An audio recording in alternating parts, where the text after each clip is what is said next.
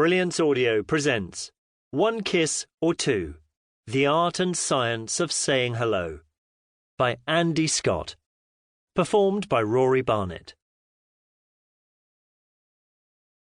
I was standing outside a hotel in Istanbul, trying to get my bearings, when the idea for this book first came to life.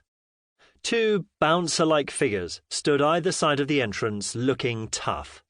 It was hardly the most welcoming sight, and I held back from asking for directions. But then, to my amazement, a young guy wandered over and greeted them with double kisses, lightly holding their chins as he passed from cheek to cheek. Suddenly, the stone-faced doormen were all smiles and laughter. It was an intimate scene, and I was left wondering why, back home in the UK, we sometimes struggle with even a handshake.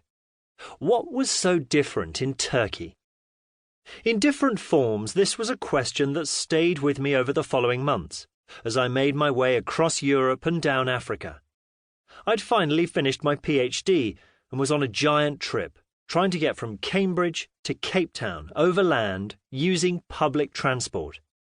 As I crossed from country to country and culture to culture, I began to keep note of the different greetings I encountered.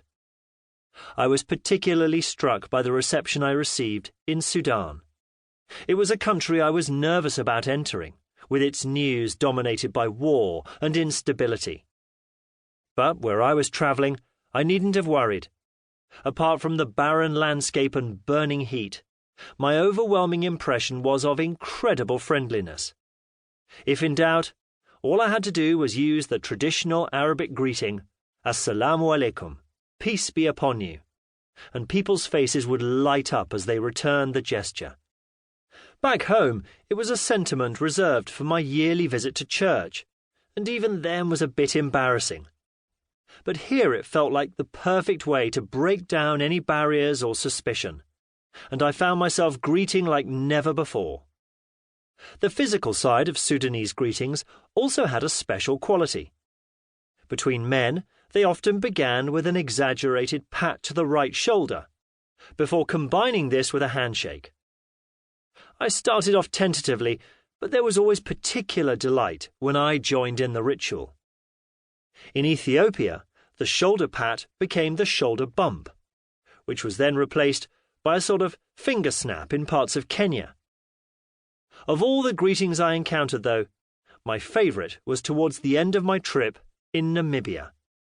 Having just arrived, I was standing in a bank changing some money, when I noticed two men approaching each other smiling broadly. The younger man stopped a couple of metres short and crouched down, holding his hands together as if about to pray.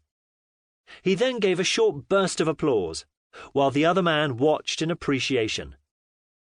No one else seemed to notice, but I was transfixed. The whole display finished with a hug and a handshake, accompanied by a warm and enthusiastic exchange. Again, what was different in Namibia, I wondered? How did people come to greet each other like superstars? Back home, inspired by my trip, the idea of a book on greetings took hold. But hasn't it been done before, people asked. It seemed so obvious. After all, there are books on just about every aspect of human behaviour. I'd even seen books on queuing. Surely there must be one on the first moment of interaction.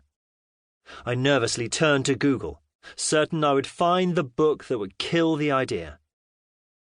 But to my relief, all I found, buried among a bunch of sites selling Christmas cards, was a children's picture book which, while fun, didn't give greetings the treatment I'd begun to think they deserved.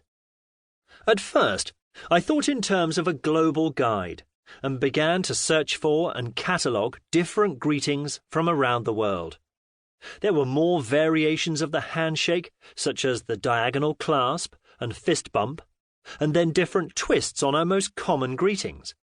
But I was determined to find the most unusual and reveal humans in all their oddness.